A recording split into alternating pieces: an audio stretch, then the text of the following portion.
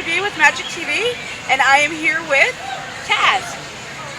And for those of you who don't know Taz Chance, Taz is with... I'm with the Conclave of the Craft. I'm the High Priestess, and I run the Conclave, which has a bunch of working groups under it, and we're affiliated with the First Temple of the Craft of Wicca, which was founded in 1972 as one of the first Wiccan churches in the United States. And additionally, that group helped found Pagan, which is one of the longest running pagan festivals in the nation. It's incredibly family friendly. It's a small festival, but it's really about coming together and doing like a family reunion kind of concept.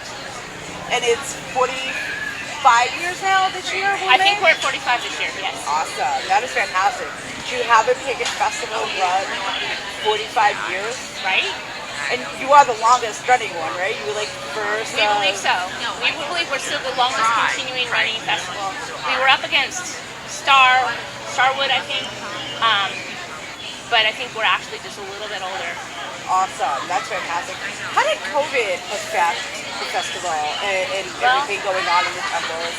The problem we had was, of course, not being able to meet in person. And most of our temples weren't designed to be interactive online. So they're mostly in-person, intimate kind of temples. And so we had to kind of transition from in-person presentation to online. So we missed 1 year because of COVID. We didn't have enough turnaround time to change it from an in-person event to an online event. But the second year we did our first virtual event, and I think we had a lot of 100 people come, which isn't huge, but it was still pretty big for us. And now this year we're going back to in-person, so it's kind of great. And are you considering doing in-person and virtual together for the people that can't make it there? I don't think we're going to try that this year. If it works well for us this year back in person, I think that we're going to branch off and maybe even more festivals. Like one in person and then one that is wholly online or virtual kind of concept. Awesome, that's fantastic. See, we have the same kind of situation, but we are very into social media as a Italian tradition. Right. And we had some really great festivals online. So, yay for the online. During COVID, that was our only way to get people together. Right. So, this is our first year back out. Right. How you guys doing? I think we're doing okay. We have about 14 of us here, and that's 14 people from various different working groups. So we have Dory Monzerick over here, who is the wife of the founder of the First Temple of the Craft, and one of the very first people on the board of directors of the Midwest Pagan Council and for Pagan. And we also have like my student and my students here, which is kind of cool. Like, wow! I'm getting stuff and I'm like, oh, students, But wait, my students have students, right? Yay! Good for you! Wait, what? So that's kind of exciting. And then we have, we have different working groups that are showing up. So like, I guess 14 of us isn't so bad. I think nationwide we probably have about 200 or 300 people. We're not huge as a tradition, but. No, but that's great. Yeah. I mean, you have to start somewhere, and you've been doing it for 44 years, and just going in, like I said, 45th. Yeah. So, can you tell people where is the festival? How can they find out about it? What do you do there? So this year we're moving our festival to Our Haven. Our Haven is a land sanctuary that is in Indiana, and it's French Lake, and it's our first year there, so it should be fun. I've heard it's beautiful. And so when we get to French Lick and we have our festival, we're going to have the basics: opening, closing, main ritual. We have a few vendors. We actually limit the vendors because for us it's more about the communion with the community than it is about selling a product. And so we always limit the vendors to no more than 14. And if you get the 14th slot, you're done. I mean, That's fantastic. Right? And so we will have, we have bonfires, that, nightly bonfires, and people come around and chant and drum. We have workshops for people.